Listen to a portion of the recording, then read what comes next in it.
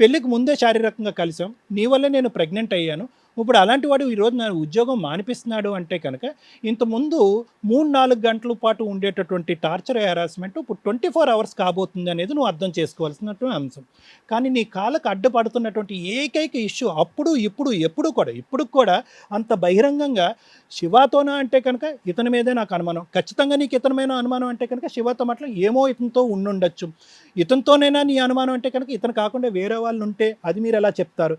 So ఇన్ని విధాలుగా మాట్లాడేటటువంటి వ్యక్తితో పాటు ఇప్పటికీ కూడా అతను మారుతాడనే ఉద్దేశంతోనే ఇక్కడ కూర్చొని మీ ద్వారా అతను మార్చుకుని నా భర్త కింద స్వీకరించాలి అంటే కనుక నీ భర్త కింద స్వీకరించాలనే ఉద్దేశం ఇప్పటికీ నీకు లేదు.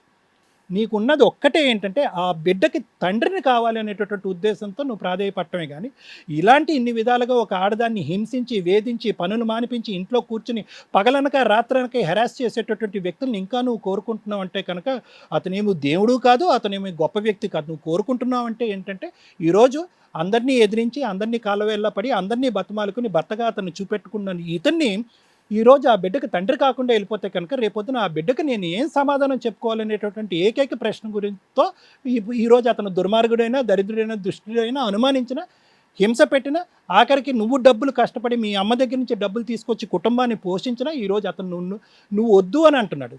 నువ్వు కావాలంటున్నావు, అతను నిన్ను వద్దు అంటున్నాడు. నువ్వు ఎందుకు కావాలి అనుకుంటున్నా అంటే ఆ బిడ్డకి తండ్రి గురించి కావాలనుకుంటున్నావు. సో ఇప్పుడు ఇది ఇక్కడ కూర్చున్న అందరిలో కంటే ప్రధానంగా ఒక టీచరు, ఒక స్టూడెంట్, ఒక డాక్టరు, ఒక పేషెంట్, ఒక లాయరు, ఒక క్లయింట్ అన్నీ నువ్వే. ఎందుకంటే నిర్ణయం తీసుకోవాల్సినటువంటి, ఎందుకంటే ఇంతకంటే ఒక చేదనుభవం, ఇంతకంటే ఒక భయంకరమైనటువంటి పరిస్థితి ఏ ఆడదానికి ఉండదు. ప్రేమించటం, పెళ్ళికి ముందే గర్భవతి అవటం, ఆ గర్భం వచ్చింది కాబట్టి బిడ్డను కన్నాను కాబట్టి ఆ బిడ్డకు తండ్రిని చూపెట్టాలి కాబట్టి ఒక దుర్మార్గుడు, ఒక తాగుబోతోడు, ఒక పని చేయనటువంటి వ్యక్తితో పాటు జీవితాంతం ప్రయాణం చేయాలని ఎవరూ కోరుకోరు. నువ్వు కోరుకుంటున్నావు అంటే కనుక ఇక్కడ ఆలోచించవలసింది నువ్వే. ఎందుకంటే నీ ఉద్దేశ ప్రకారం ఏంటంటే ఈ మనిషిని మార్చి నాకు ఇవ్వండి అని అంటున్నా. నేను చెప్తాను అసలు ఇలాంటి మనుషులు, ఇలాంటి వ్యక్తిత్వం ఉన్న వాళ్ళు మారుతారా లేదా అనేది నేను చెప్తాను. దాన్ని బట్టి నువ్వు నిర్ణయం తీసుకోవాల్సినటువంటి అవసరం ఉంది. ఇక్కడ నేను శివ ఒకసారి before I come to Suresh, Shiva ఇక్కడ ఏంటంటే చిన్నటి నుంచి ఉండేటటువంటి ఒక స్నేహాన్ని నేను ఎప్పుడు ఎప్రిషియేట్ చేస్తాను. అది అమ్మాయి అబ్బాయి అయినా, అబ్బాయి అమ్మాయిలైనా, అబ్బాయిలు అబ్బాయిలైనా, I appreciate that fact very much. ఇక్కడ ఏంటంటే ఆర్థికంగా స్థితిగతులు బాగాలేదు. అరే ఒక తెలివైనటువంటి అమ్మాయి, చిన్నప్పటి నుంచి నా స్నేహితురాలుగా ఉన్న అమ్మాయి, ఎందుకంటే నిన్ను చూసినా ఆ అమ్మాయిని చూసినా కూడా మీ ఇద్దరి మీద ఏదో ఒక అడ్డదోవ తొక్కినటువంటి పరిస్థితులు కానీ, ఒక అక్రమ సంబంధం ఉంది కానీ అనేటటువంటి ఆలోచన మా అందరికీ ఎవరికీ ఆవగించలేదు. కానీ నీలాంటి వ్యక్తులతో కూడా మాట్లాడాలని నేను ఎందుకు అనుకున్నానంటే నీ యొక్క మంచితనాన్ని పొగట్టడం గురించి, ఇంకో దురుద్దేశం లేకుండా నిక్కచ్చిగా, నిజాయితీగా అమ్మాయికి సహాయపడటానికి ముందుకు వచ్చినటువంటి ఒక నిజాయితీపరమైనటువంటి ఒక చైల్డ్హుడ్ స్నేహితుడిగా నిన్ను అది గర్విస్తున్నాను కూడా. అది ఒక అంశం. రెండోది ఏంటంటే కనుక ఎక్కడ step in to help, where not to help అనేది కూడా నీలాంటి వాళ్ళు అర్థం చేసుకోవాలి. అంటే ఎక్కడ సహాయపడాలి, ఎక్కడ సహాయపడగలరు. ఆర్థికంగా శోభలో ఉంది, తెలివైనటువంటి ఆడపిల్లి, భర్త ఉద్యోగం చేయడం, ఆ అమ్మాయి చేతి కూడా ఉద్యోగం మానిపించేశాడు. ఇటువంటి పరిస్థితుల్లో నేను ఒక 10 రూపాయలు ఇచ్చి, లేదంటే ఒక ఉద్యోగం ఇచ్చి ఒక 10 రూపాయలు ఇచ్చేటటువంటి పరిస్థితి తీసుకురావటం, ఒక మానవతా దృక్పథంతో సహాయం చేయాలనేటటువంటి ఉద్దేశం బాగున్నా కూడా దాని వెనకాతలు ఉండేటటువంటి పూర్వపరాలు మీరు గురించి ఆలోచించండి. మీరు ఇచ్చేటటువంటి ఆ 10 రూపాయల వల్ల వాళ్ళు సుఖపడతారా, లేదంటే వాళ్ళిద్దరు గొడవలు విపరీతం అవుతాయా, వాళ్ళిద్దరి మధ్యన భేదాభిప్రాయాలు పెరుగుతాయా, వాళ్ళిద్దరి మధ్యలో మీరు ఇరుక్కుంటారా? ఫైనల్గా ఏంటంటే అనుమానం అనేది నీ వైపు వేలెత్తి చూపెట్టి ఆ బిడ్డకి నేను కాదు తండ్రి నువ్వే అనేటటువంటి పరిస్థితి వచ్చి నీ జీవితమే సర్వనాశనం అయ్యే పరిస్థితి ఉంటుంది అనేది నీ గోటి వాళ్ళు ఆలోచించాలి. అంటే ఇక్కడ ఏంటంటే ఏదో ఎరక్కపోయి వచ్చి ఇరుక్కున్నాను అనేటటువంటి సామెతలాగా ఏంటంటే ఇక్కడ నువ్వు ఏదో హెల్ప్ చేయడానికే వచ్చావు, ఖచ్చితంగా హెల్ప్ చేయడానికి వచ్చావు, మంచి ఉద్దేశంతోనే వచ్చావు. కానీ నీ హెల్ప్ అనేటటువంటిది ఆర్థికంగా తాత్కాలికంగా వాళ్ళని సుఖపెట్టింది. ఒక 30,000 3 నెలల పాటు నువ్వు సహాయపడటం వల్ల అమ్మాయి జీవితం ఇక్కడ స్థిరపడింది అనేటటువంటి ఉద్దేశంతో ఆ అమ్మాయి ఎగిరిగంతేసింది. ఉద్యోగం ఇచ్చి ఆ అమ్మాయికి హెల్ప్ చేసినందుకు నువ్వు హ్యాపీ ఫీల్ అయ్యావు. కానీ ఎవరైతే ప్రధానంగా ఈ కుటుంబంలో హ్యాపీ ఫీల్ అవ్వాలో ఆ సురేష్ అనేటటువంటి వ్యక్తి మాత్రం నువ్వు హెల్ప్ చేయటం వల్ల అనుమానం ఇంకా పెరిగిపోయి, అంతకుముందు ఉండేటటువంటి అనుమానం కాస్త తాగుడు వల్ల ఇంకొద్దిగా ఎక్కువైంది. నువ్వు సహాయం చేయటం వల్ల డబుల్ ట్రిపుల్ అయ్యి ఫైనల్గా ఏం చేశాడంటే ఇక్కడ ఆ అమ్మాయి యొక్క అక్రమ సంబంధం స్థానంలో ఎవరో ఒకరిని అర్జెంటుగా నిలబెట్టాలి. అతను దొరకట్లేదు, ఎవరుని ఎతుకుతున్నాడు, ఇంట్లో కూర్చోపెట్టాడు, ఫోన్లు చెక్ చేస్తున్నాడు, మెసేజ్లు చెక్ చేస్తున్నాడు, అయినా కానీ దొరకట్లేదు. ఆ బిడ్డకు ఎవరో తండ్రిని వెతుకు పట్టుకోవాలి అర్జెంటుగా. అప్పుడు కానీ ఈ అమ్మాయి పేడ విరగడవదు, ఇక్కడి నుంచి పారిపోవటం అవ్వదు, వాళ్ళ అమ్మ చెప్పినట్టుగా వేరే సంబంధం చేయదు. ఫైనల్గా బక్రాలాగా నువ్వు దొరికేటప్పటికి ఏమన్నాడంటే అదిగో 3 నెలల పాటు నేను సాయం చేస్తున్నాడు. ఈ 3 నెలలు ఏంటి, పెళ్ళయిన తర్వాత ఉద్యోగం నిన్ను మానేసి నేను ఉద్యోగం మానేసినా కూడా ఈ ఇల్లు ఎలా గడుస్తుంది అనే క్వశ్చన్ మార్క్ నాకు మొదటి నుంచి ఉంది. ఆహా, ఇదా కథ అనమాట. అయితే శివగాడు ఎప్పుడు ఉన్నాడు కాబట్టి వాడు నీకు ఆర్థికంగా సహాయపడుతున్నాడు, శారీరకంగా సహాయపడుతున్నాడు కాబట్టి ఆ బిడ్డకి తండ్రి నువ్వే ఈడే అయి ఉంటాడు అనేటటువంటి అనుమానాన్ని ఇంకా బలపరుచుకుని ఇంకో 2 పెగ్గలు ఎక్కువేసి ఆ అనుమానం ఇంకో స్థాయికి పెంచుకుని ఆఖరికి ఏమొచ్చి ఈ మొత్తం ఉచ్చులోకి నిన్ను లాగేశాడు. సో ఎవరి గురించి అయితే మీరు ప్రధానంగా హ్యాపీ ఫీల్ అవ్వాలి అని ఉద్యోగం ఇచ్చారో వాడు కాస్త దరిద్రుడి నుంచి రాక్షసుడు అయిపోయాడు ఈరోజు. ఇప్పుడు అయిపోయింది, పంట పండినట్టే. మీరేమో వచ్చి ఆ కుటుంబాన్ని కాపాడాలి, సుఖపెట్టాలి అనే ఉద్దేశంతో మీరు ఇక్కడ దిగితే ఫైనల్గా ఏంటంటే డబ్బులు సాయం, ఉద్యోగం సాయం చేసి మొత్తం కుటుంబాన్ని విడిపోయేటటువంటి పరిస్థితికి తీసుకొచ్చారు. అంటే మీరు చేసేటటువంటి మంచి పని నేను ఖండించట్లేదు, మీరు మంచి ఉద్దేశంతోనే చేసి ఉండొచ్చు. ఇంకో ఇంట్లో మీరు ఆ హెల్ప్ చేస్తుంటే కనుక వాళ్ళు చాలా హర్షించి ఉండొచ్చు.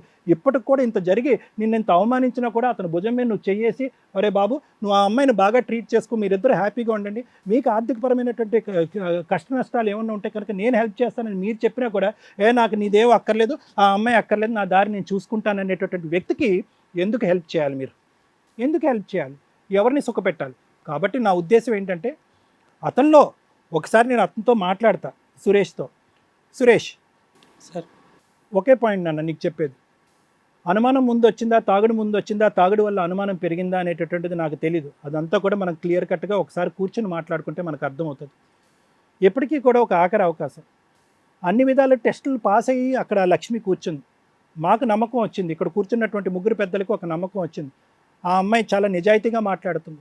భర్త అంటే ప్రేమికుడు నువ్వొక్కడవే అనేటటువంటి ఉద్దేశంతో స్టార్టింగ్ చేసినటువంటిది ఇప్పటికీ కూడా జర్నీ నువ్వే నా భర్త అనేటటువంటి విధంగా, ఆ బిడ్డకు నువ్వే తండ్రి అనే విధంగా ఆ అమ్మాయి ఇప్పటికీ కంటిన్యూ అవుతుంది. ఇంతకు మించినటువంటి ఒక ఆడపిల్ల, ఒక భార్య, ఒక తల్లి నీకు జీవితంలో దొరకదు. నీ వదిలిపెట్టిన తను సహాయం చేస్తాడు సార్. విను ఒక్క నిమిషం, నేను అన్నా తర్వాత. నా ఉద్దేశం ఏంటంటే ఈరోజు ఈ విధంగా మాట్లాడుతున్న నువ్వు నీ వెనకతల ఆ మందు బాటలు ఉంది అనేది నా ఆలోచన. తాగి నీ బుర్ర డాష్ అయ్యింది. విను ఒక్క నిమిషం. తాగి నీ బుర్ర పాడైంది. నీ లివర్ ఎలా ఉంది, నీ కిడ్నీ ఎలా ఉంది అన్నది టెస్ట్ చేస్తే తెలుస్తుంది, నీ బ్రెయిన్ ఏమైంది అన్నది స్కాన్ చేస్తే తెలుస్తుంది. అసలు నీ గోటు వాడు ఈ స్థాయిలో తాగి ఈ విధంగా అనుమానించి లివరు కిడ్నీలు పాడు చేసుకునేటటువంటి వాళ్ళు ఆ అమ్మాయి కౌన్సిలింగ్ ఇచ్చి, అమ్మ వాడిని పొమ్మనమ్మా, వాడు వద్దమ్మా, వాడు ఎంతకాలం బతుకుతాడో మనకు తెలియదమ్మా, నీ జీవితం అయిపోద్ది వాడి జీవితం అని చెప్పకుండా నేనేమంటున్నానంటే ఒక్కసారి నువ్వు తాగుడు ఆపేదానికి ఒక ప్రయత్నం చేయాలి అనేటటువంటి ఆలోచన నీకు ఉంటే కనుక ఆ ఆలోచన ప్రకారం నేను హెల్ప్ చేయడానికి రెడీగా ఉన్నాను. ఆ డ్రింకింగ్ ఆపటానికి ఆ తర్వాత నీ ఆలోచన అదే ఉంటుందా ఇంకోటి ఉంటుందా అనేది తర్వాత మాట్లాడుకుందాం. ఎందుకంటే కనుక తాగుడు అనేటటువంటి సబ్జెక్ట్ గురించి మాట్లాడితే కనుక తాగుడు అనేటటువంటిది బ్రెయిన్లో ఉండేటటువంటి కొన్ని కణాలని దెబ్బతింటుంది. దెబ్బతింటం వల్ల అనుమానం అనే పెనుభూతం అనేటటువంటిది తాగేటటువంటి వాళ్ళు సర్వసహజంగా ఉంటుంది. చాలా విపరీతంగా తాగి ఆల్కహాల్ డిపెండెన్సీ వచ్చేటటువంటి వాళ్ళకి డెల్యూజనల్ డిసార్డర్ అని ఉంటుంది. అంటే ప్రధానంగా వాళ్ళు భార్యను టార్గెట్ చేస్తూ ఉంటారు, భార్య మీద అనుమానం పడుతూ ఉంటారు, నేను కాకుండా వేరే వాళ్ళు ఉన్నారంటారు. ఒక్క నిమిషం. ట్రీట్మెంట్ తీసుకుని బాగుపడటానికి ఇష్టం ఉంటే కనుక నీ గురించే నేను చెప్తున్నాను, నీ కాపురం గురించి, నీ భార్య గురించి నేను చెప్పట్లేదు. నీ ఆలోచన శైలి మార్చడానికి, నీ లివర్ కిడ్నీ, నీ ఆరోగ్యాన్ని కాపాడుకోవటం గురించి, తాగుడు గురించి ట్రీట్మెంట్ తీసుకోవడానికి నువ్వు రెడీ అవుతే దాన్ని బట్టి ఆ అమ్మాయి ఇతను తాగిన తర్వాత, ఇతను తాగుడికి సంబంధించినటువంటి ట్రీట్మెంట్ తీసుకున్న తర్వాత ఇంతకాలం ట్రీట్మెంట్ ఇస్తాను, ఆ తర్వాత ఇతను ఆలోచనలు మటుమయ్యేటటువంటి అనుమానాలు మటుమయ్యే విధంగా నేను ట్రీట్మెంట్ చేస్తాను, దానికి నువ్వు ఇష్టపడితే కనుక అప్పుడు కంటిన్యూ అని చెప్పి ఆ అమ్మాయికి కౌన్సిలింగ్ ఇవ్వచ్చు. లేదు సార్ నేను తాగుడికి కూడా ట్రీట్మెంట్ తీసుకోను, నేను ఇలాగే అనుమానిస్తూ ఉంటాను, తాగుడు మానినా అనుమానం ఇలా ఉన్నా పోయినా కూడా ఆ అమ్మాయి నుంచి నాకు విముక్తి కలిగించండి అంటే కనుక ఒక్క నిమిషం కూడా ఆ అమ్మాయి నీతో కంటిన్యూ చేయమని చెప్పే ధైర్యం మాకు ఎవరికీ లేదు. ఇన్ఫ్యాక్ట్ ఆ అమ్మాయికి కౌన్సిలింగ్ ఇచ్చి నువ్వు ఎలా మర్చిపోవాలనే దానికి ట్రీట్మెంట్ ఇస్తాం. అది పద్ధతి. నువ్వు తాగుడికి నీ గురించే, నీ లైఫ్ గురించే, నీ జీవితం గురించే, నీ బ్రెయిన్, నీ శరీరం గురించే తాగుడు ఆపడానికి నువ్వు రెడీయా? ఆ తర్వాత మిగతా అంశాలు మాట్లాడుకుందాం. తాగుడు ఆపటానికి నువ్వు రెడీయా? లేదు. ఆపో, తాగుడికి ట్రీట్మెంట్ తీసుకో, నీ భార్య కూడా నీకు వద్దు. Thank you sir. మేడం, ఏ కాలంలోనైనా ఏ యుగంలోనైనా స్త్రీ కానీ పురుషుడు కానీ క్యారెక్టర్తో లేకపోతే పనిష్మెంట్స్ ఖచ్చితంగా ఉంటాయి. అందులోనూ స్త్రీలు ఇంకా ఎక్కువ జాగ్రత్త పడాలి. ఇక్కడ కూర్చున్న 3 వ్యక్తుల గురించి మాట్లాడే ముందు ప్రతి వ్యక్తికి చాలా సందర్భాల్లో చాలా ఫేసులు కనిపిస్తూ ఉంటాయి మనకి. ఇక్కడ ఒక్కొక్కరికి ఇక్కడ 3లో ఉన్న ప్లస్ మైనస్ 2 చెప్దామని అనుకుంటున్నా. అది లీగల్గా మెయిన్గా. ఫస్ట్ ఈవిడ గురించే మాట్లాడదాం. ఒక మంచి అమ్మాయి, ఒక చెడ్డ అమ్మాయి. మంచి అమ్మాయి గురించి తర్వాత మాట్లాడు. ఫస్ట్ చెడ్డ అమ్మాయి స్టార్ట్ అయింది కదా. ఒక లవరు, ఒక అమ్మాయి. ఆ అమ్మాయి ఆ వ్యక్తిని లవ్ చేసింది, సురేష్ అన్న వ్యక్తిని. చక్కగా ఇద్దరు ఎంజాయ్ చేశారు. లవ్ చాలా ప్యూర్. దాన్ని ఫిజికల్ రిలేషన్తో, శారీరక సంబంధాలు కంట్రోల్ చేసుకోకుండా దరిద్రంగా కలిసిపోయి కక్కుర్తుపడి చేసిన పని వల్ల క్యారెక్టర్ అసాసినేషన్ అని వస్తుంది. ఆ తప్పు చేసింది, జాగ్రత్త పడాల్సింది ఇద్దరు, కానీ అందులో ఎక్కువ జాగ్రత్త పడాల్సింది నువ్వు. ఎందుకంటే అతను ఓన్లీ లీగల్గా కానీ సమాజపరంగా కానీ చీ అనిపించుకుంటాడేమో. ఇక్కడ నువ్వు చేసిన తప్పుకు, నువ్వు చేసిన ఎంజాయ్మెంట్కి నువ్వు ఒక్కదానివే చీ అనిపించుకోవు. ఓ ప్రెగ్నెన్సీ తీసుకొచ్చేసావు, నీతో పాటు ఇంకొకళ్ళు. అర్థం అవుతుందా? సో ఇట్లా ఎవరన్నా లవర్స్ ఉంటే ఇందులో మళ్ళీ 2 రకాల ఆలోచనలు. ఒకటి, చేసే పనులు దరిద్ర పనులన్నీ చేసుకుంటూ పోతారు. తీరా చూస్తే క్యారెక్టర్ దగ్గరికి ఆలోచిస్తారు. అమ్మో నన్ను వాడేసుకున్నాడండి, ఫిజికల్గా పెళ్లి చేసుకుంటానని ఇది చేసేసాడండి, ఇంకేముంది మాకు లా అండ్ ఆర్డర్ సపోర్ట్ చేసేయాలని. తప్పు చేసేటప్పుడు తెలియదా మీకు? ఫిజికల్గా కమిట్ అయ్యేటప్పుడు తెలియదా? అరే ఏం జరుగుతుందో తెలుసు, ఎక్కడ తీసుకెళ్తున్నాడో తెలుసు. 2 సార్లు 3 సార్లు ఆపిందానివి పెళ్ళి అయ్యేదాకా ఆపుకోవాలా? లేకపోతే ఈ దరిద్రుడు వద్దురా బాబు రేపు పొద్దుట చేసుకుంటాడా చేసుకోడా అని అనాలా? లేదా టేక్ ఇట్ ఈజీగా తీసుకునేటట్టయితేనే కమిట్ అవ్వాలి. ఏం చేసావు? పోలీస్ స్టేషన్కి వెళ్ళి కంప్లైంట్ ఇచ్చావు. అంటే మీ దృష్టిలో కమిట్ అయిపోయి తర్వాత అతను చేసుకోను అంటే లా అండ్ ఆర్డర్ సపోర్ట్ ఉంటుంది కాబట్టి కాళ్ళ దగ్గరికి తెచ్చుకోవడానికి ఒక అవకాశం ఉంది అని. అది మీరు కమిట్ అయ్యేటప్పుడే ఆలోచించుకోవాలి కదమ్మా. ఇది చాలా డేంజర్ బిహేవియర్. ఇలాంటి లేడీస్ని, ఇలాంటి వాళ్ళని యాక్సెప్ట్ చేయకూడదని నా ఉద్దేశం. ఒకవేళ నీకు ప్రెగ్నెన్సీ రాకపోతే నువ్వు పోలీస్ స్టేషన్కి వెళ్ళి సార్ నన్ను పెళ్లి చేసుకుంటానని వాడేసుకున్నాడండి అంటే, వాడేటప్పుడు నువ్వేం చేస్తున్నావు? వెళ్ళకూడదు కదా నువ్వు. అసలు నువ్వు వెళ్ళకుండా ఉంటే అబ్బాయి నిన్ను పెళ్లి చేసుకోనని వాళ్ళ ఇంట్లో వాళ్ళు ఆల్రెడీ చెప్తున్నారు. అరే వద్దురా బాబు మనకు ఆ అమ్మాయి అని. వాళ్ళకంటూ ఒక ఫీలింగ్ ఉంటుందిగా. ఆ తల్లిదండ్రులకి రెస్పెక్ట్ ఉండదా? ఆ అబ్బాయి ఏదో ఏజ్లో నిన్ను చూసి అట్రాక్ట్ అయ్యాడు, ప్రొసీడ్ అయిపోయాడు. పెళ్లి అనేసరికి మీ ఇద్దరే కాదు 2 కుటుంబాలు ఉంటాయి. వాళ్ళ ఇళ్లలో ఉన్న మిగతా family members life style depend అయి ఉంటుంది. మీరు గాలికి తిరిగేసి ఇప్పుడు వాళ్ళ అమ్మనో మీ అమ్మనో తిట్టుకుంటూ కూర్చోలేం కదా. సరే మీ అమ్మకంటే అవసరం బ్యాక్గ్రౌండ్లో ఎవరో లేరు కాబట్టి అరే ఎవరో ఒకరు తగిరాడా వాడికే ఇచ్చి పెళ్లి చేసేద్దామని. అప్పుడు నీకు కూడా ఇదే ఆలోచనగా. 80% లేడీస్ ఫిజికల్గా కమిట్ అయ్యేది, ఒకటి ఎంజాయ్ చేయడానికి, 2 తర్వాత వాళ్ళని బ్లాక్మెయిల్ చేస్తే కమిట్ అయిపోయి ఉంటారు. ఫిజికల్గా కమిట్ అయిపోయి ఉంటే కనుక చచ్చినట్టు వాడు పెళ్లి చేసుకుంటాడు, లాక్ చేసేయడానికి ఒక అవకాశం ఉంటుంది అని. ఇలా నువ్వు చేయకుండా ఉండుంటే ఈ రోజున ఇక్కడ కూర్చోవాల్సిన పని లేదు. అర్థమవుతుందా? మీలో ఉన్న నెగిటివ్ క్యారెక్టర్ నాకు అనిపించింది అది. లీగల్గా మీరు పోలీస్ స్టేషన్కి వెళ్ళి పెళ్లి చేసుకునే ముందు ప్రెగ్నెన్సీ రాకుండా ఉంటే నువ్వు పోలీస్ స్టేషన్కి వెళ్ళేదానివి కాదు. ఫిజికల్గా కమిట్ అవ్వకుండా ఉంటే నువ్వే ఆఫ్టర్ ఆల్ నువ్వు ఎవడరా అని వదిలేసేదాన్ని. ఈ 2 చేసేసి నేను పతివ్రతనండి అంటూ పోలీస్ స్టేషన్కి వెళ్ళి కేసు ఫైల్ చేసావు. వాళ్ళు ట్రాప్ చేస్తారు, జాగ్రత్త పడాలి. ట్రాప్ చేస్తే ఇలా ట్రాప్ చేస్తున్నాడు అంటే ఆ రోజు నువ్వు పోలీస్ స్టేషన్కి వెళ్తే నువ్వు క్యారెక్టర్తో వెళ్ళినట్టు లెక్క. చేయాల్సిన పనులన్నీ చేసుకుంటూ వెళ్ళిపోయి మమ్మల్ని రక్షించండి అంటే అన్ని కేసుల్లోనూ కుదరదు. 2, నీలో ఉన్న మంచితనం. ఏ అబ్బాయితో అయితే నేను ఫిజికల్గా ఇదయ్యానో ఎలా అయినా అతన్నే మ్యారేజ్ చేసుకోవాలి అనుకున్నావు, చేసేసుకున్నావు. అది నీ మొండితనం, నీ అవసరం, నీ ఇది. కానీ పెళ్ళయిన తర్వాత పర్ఫెక్ట్గా లేకపోతే వదిలేసి వెళ్ళిపోవచ్చు. నువ్వు జాబ్ మానేశాడు, తాగుడు, కనీసం నీకు తిండి కూడా పెట్టట్లా. 3 years నువ్వు నీ కూతురుతో పాటు మీ కూతురుతో పాటు మీ హస్బెండ్ని కూడా పోషిస్తూ వచ్చావు. అవునా? సో ఇక్కడ ఒక భార్యగా నీకు ప్లస్ పాయింట్స్ పడినాయి. నెక్స్ట్, అతన్ని క్యారెక్టర్ అసాసినేషన్ చేస్తున్నాడు. ఎప్పుడన్నా ఒక హస్బెండ్ని ఎప్పుడు వదిలేయాలి? ఫిజికల్ అటాక్స్ ఉన్నప్పుడు, క్యారెక్టర్ అసాసినేషన్ ఉన్నప్పుడు. అస్సలు పనికిరాడరా బాబు ఇతను, ఆల్రెడీ అన్ని రకాల హెరాస్మెంట్లు నడుస్తున్నాయి అన్నప్పుడు వదిలేయాలి. ఇక్కడ అవేమన్నా ఉన్నాయంటే 2 ఆల్రెడీ మీ కేసులో ఉన్నాయి. మిగతా చిన్న చిన్న రీజన్స్తో కాపురాలు నాశనం చేసుకుంటారమ్మా. కానీ నువ్వు అలా కాదు. సో ఇక్కడ నీకు ప్లస్ పాయింట్లు పడినాయి. ఒకటి, ఆ కూతురు మా ఇద్దరికే పుట్టిందండి అంటున్నావు. స్టిల్ ఇప్పటికీ నా భర్త కావాలండి అంటున్నావు. అర్థమవుతుందా? సో కాపురం నిలబెట్టుకోవడానికి ఒక వైఫ్గా నువ్వు 100% ట్రై చేస్తున్నావు. అతను ఇంత క్యారెక్టర్ అసాసినేషన్ చేస్తున్నా కానీ నువ్వు నిలబెట్టుకోవడానికి చూసావు. ఇక్కడ నీకు కొంచెం హ్యాట్స్ ఆఫ్ చెప్తున్నాను. సో బిఫోర్ మ్యారేజ్ ఆడపిల్లలు ఎలా ఉండకూడదో EMI ఎగ్జాంపుల్, ఆఫ్టర్ మ్యారేజ్ కాపురం నిలబెట్టుకోవడానికి ఎంత దూరం అన్నా భర్త కోసం వెళ్ళొచ్చు అనడానికి కూడా EMI ఎగ్జాంపుల్. కాపురం నిలబడుతుందా లేదనేది లాస్ట్లో మాట్లాడదాం. ఓకేనా సార్? మీ గురించి మాట్లాడతాం. సో మీలో ఉన్న ప్లస్లు మైనస్లు. ఒక లవర్గా నువ్వు చేయాల్సిన పని, ఒక అమ్మాయిని లవ్ చేయడం అది చాలా అపురూపమైన విషయం. దాన్ని ఫిజికల్గా కమిట్ అయిపోయి కక్కుర్తిపడి ఆ పిల్లని వాడుకొని వదిలేద్దామంటే లా అండ్ ఆర్డర్ ఊరుకోదు కదమ్మా. నీలో ఉన్న విలన్ క్యారెక్టర్ లవ్ చేసావు, అమ్మాయితో అన్ని లవ్ చేసి నీకు నచ్చకపోతే అమ్మాయి క్యారెక్టర్ వదిలేయొచ్చు, కానీ లవ్ చేసి ఫిజికల్గా కమిట్ అయిపోయావు. ఆ పిల్ల 2-3 సార్లు ఆపింది, అంతకంటే ఏమాపుతుంది? ఓహో ఒకవేళ కమిట్ అవ్వకపోతే మళ్ళీ ఇంకొకరు తగులుకుంటావేమో అని ఆ అమ్మాయి ఎలాగో నిన్నే చేసుకుందాం అనుకున్నాం కదా అని ఆ అమ్మాయి కమిట్ అయింది. అలాంటి అమ్మాయిని వదిలేస్తావా? ఒకసారి నిన్ను నమ్ముకొని ఒక అమ్మాయి నీతో వచ్చింది అంటే ఇక ఆ అమ్మాయినే పెళ్లి చేసుకోవాలి, వేరే గతే లేదు. ఆ అమ్మాయికి 4-5 బాయ్ ఫ్రెండ్స్ ఉన్నారంటే ముందే క్యాలిక్యులేట్ చేసుకోవాలి, వాళ్ళందరి గురించి ఎంక్వైరీ చేసుకోవాలి. ఇదేమి అరేంజ్డ్ మ్యారేజ్ కాదు కదా, మీరిద్దరు ఆల్రెడీ 2-3 సంవత్సరాలు తిరిగారు. ఆవిడకి ఎంతమంది బాయ్ ఫ్రెండ్స్ ఉన్నారో నీకు తెలియదా? పూర్తి టైం నీతోటే స్పెండ్ చేసింది. తీరా చూస్తే పిల్ల నాకు పుట్టలేదండి అంటావు. ఇక్కడ నీకు మైనస్ మార్క్స్ చాలా సివియర్గా పడినాయి. తర్వాత మీ అమ్మగారికి ఇష్టమే లేదు, ఒప్పించి పెళ్లి చేసుకోమని నేను ఎప్పుడు చెప్తానండి. లవర్స్ లవ్ చేసుకోవద్దని ఎవరికి చెప్పను. నిజంగా లవ్ చేసిన వాళ్ళు పేరెంట్స్కి ఇంపార్టెన్స్ ఇవ్వండి, పేరెంట్స్ని ఒప్పించి పెళ్లి చేసుకోండి, లేదా సైలెంట్గా ఉండండి తప్ప పిల్లల్ని కనకండి. కానీ మీరు పిల్లల్ని కనేశారు, అప్పుడు ఈ అమ్మాయికి ఆప్షన్ లేదుగా పోలీస్ స్టేషన్కి వెళ్ళడం తప్ప. ఓ పక్కన మీ అమ్మ సూసైడ్ అటెంప్ట్ చేసుకునే అంత ఇష్టం లేని పెళ్లి, నువ్వు అక్కడ అమ్మకి న్యాయం చేయలేదు, పోనీ ఇష్టపడిన పిల్లకి న్యాయం చేయలే. ఆ అమ్మాయి పోలీస్ స్టేషన్కి వెళ్ళి బలవంతంగా పెళ్లి చేసుకోవాల్సిన పరిస్థితి. నిజంగా ఇష్టం లేకపోతే పోలీస్ కేసునే ఫేస్ చేయండి, ఎందుకంటే 4 రోజులు జైలుకి వెళ్తారేమో, ఆ ఒక్క కేసుతో అయిపోద్ది, అప్పుడే వదిలించుకోవడానికి ఉంటుంది. ఆ కేసు చాలా సీరియస్ కేసు మేడం. ఒక అమ్మాయిని ఫిజికల్గా ప్రెగ్నెన్సీ తీసుకొచ్చేసి తర్వాత చేసుకోను అంటే పోలీస్ స్టేషన్లో వేసే కేసు అరెస్టులతో కూడిన కేసు. ఇప్పుడు మారిన చట్టాల ప్రకారం అది 10 years పనిష్మెంట్ దాకా నడుస్తున్న వ్యవహారం. సో దానివల్ల ఖచ్చితంగా మగ పిల్లలు జాగ్రత్త పడండి. ఎందుకంటే ఇలా తిరిగేసి తర్వాత మనకి చట్టాలు లేవు, లేడీస్కే చట్టాలు ఉన్నాయి, వాళ్ళు కేసు వేస్తే ఇలా బలవంతంగా పెళ్లి చేసుకోవాలి.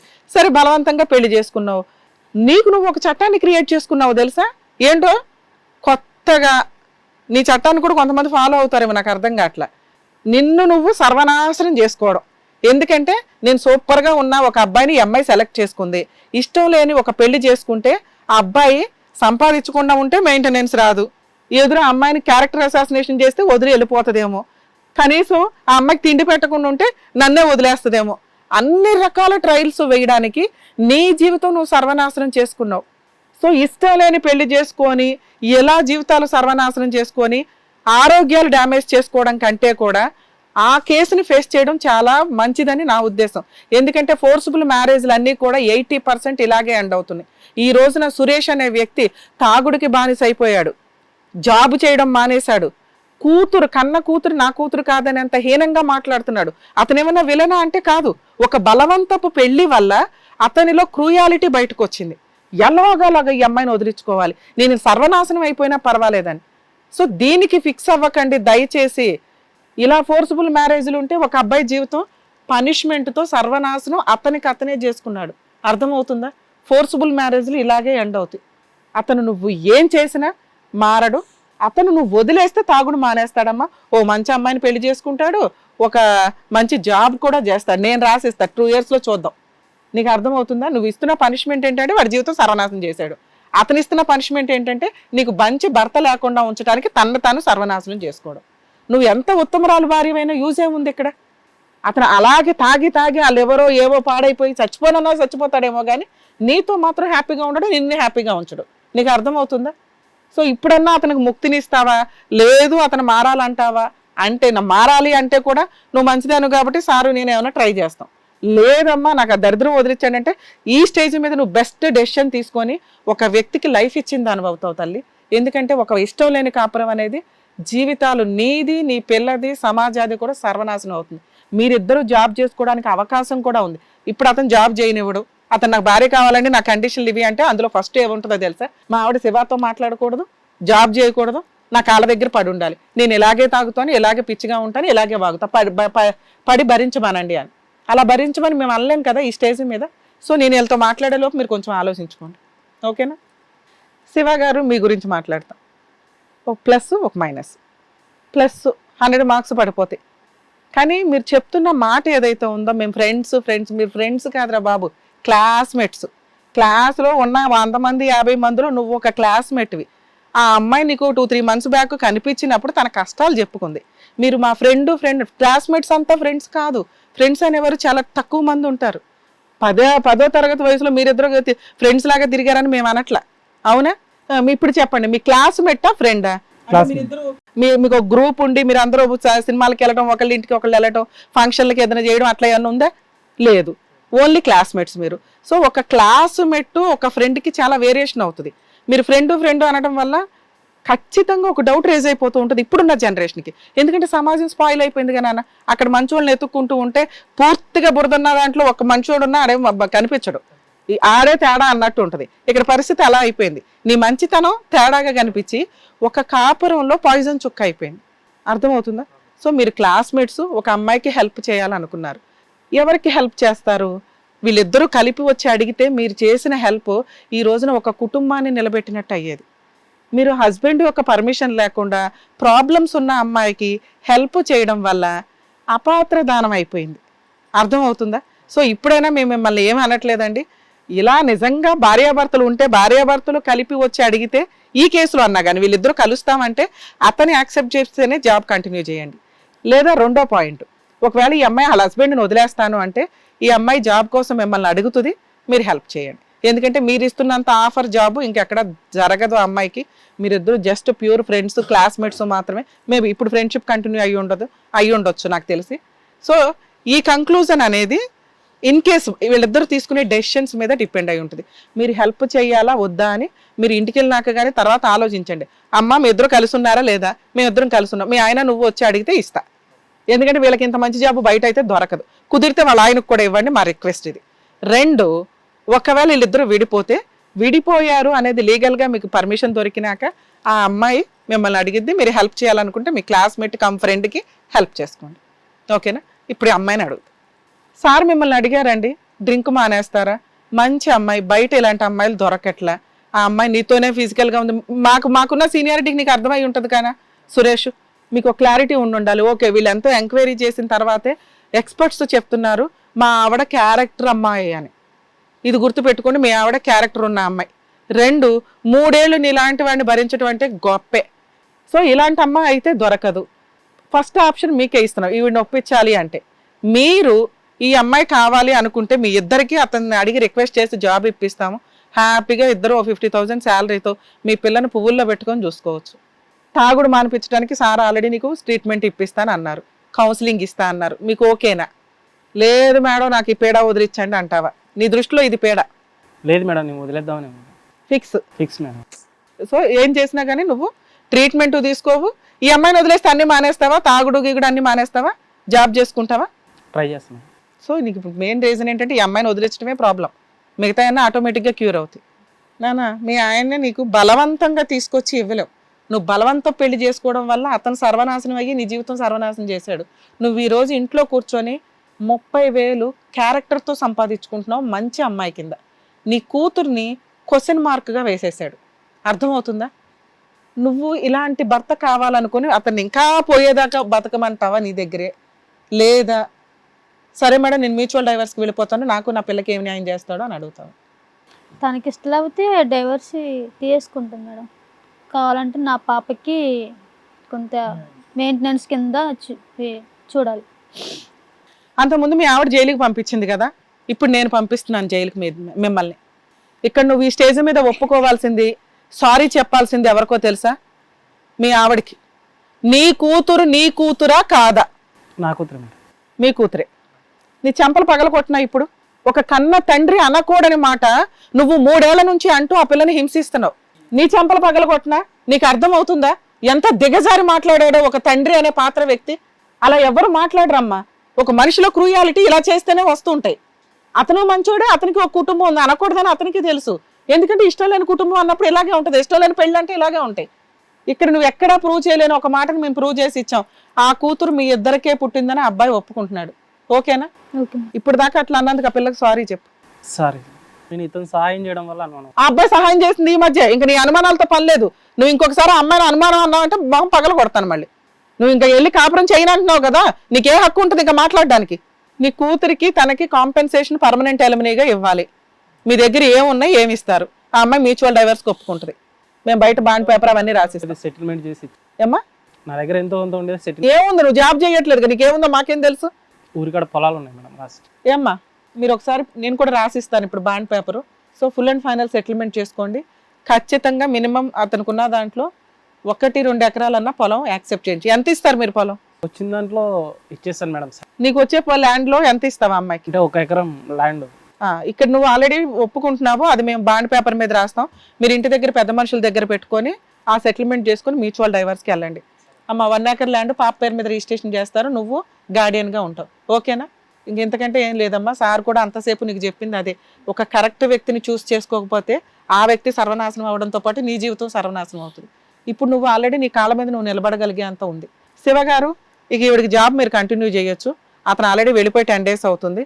మీరు ఆ హెల్ప్ అయితే కంటిన్యూ చేయండి. నిజంగా మీ పుణ్యం ఎక్కడికి పోదు. అంతే madam. All the best madam. So Lakshmi గారు, ఇక్కడ మీరు ఇబ్బందితో వచ్చారు, చాలా కన్ఫ్యూజన్లో వచ్చారు. నిజం చెప్పాలంటే పెళ్ళైన 3 ఏళ్ల నుంచి చాలా ఇబ్బంది పడుతున్నారు. సో దానికి మీకు డాక్టర్ గారు మేడం మంచి క్లారిటీ ఇచ్చి మంచి జడ్జిమెంట్ ఇచ్చారని అనుకుంటున్నాను. మీరు హ్యాపీగా హ్యాపీ. చెప్పినట్టు చేయండి. నిజంగా నా ఎకరం పొలం తీసుకోండి, పాపను చూసుకోండి, చక్కగా ఏమంటారు జాబ్ చేసుకోండి. ఏమ్మా, హ్యాపీగా ఉండండి. థ్యాంక్ యూ అండి. Thank you sir.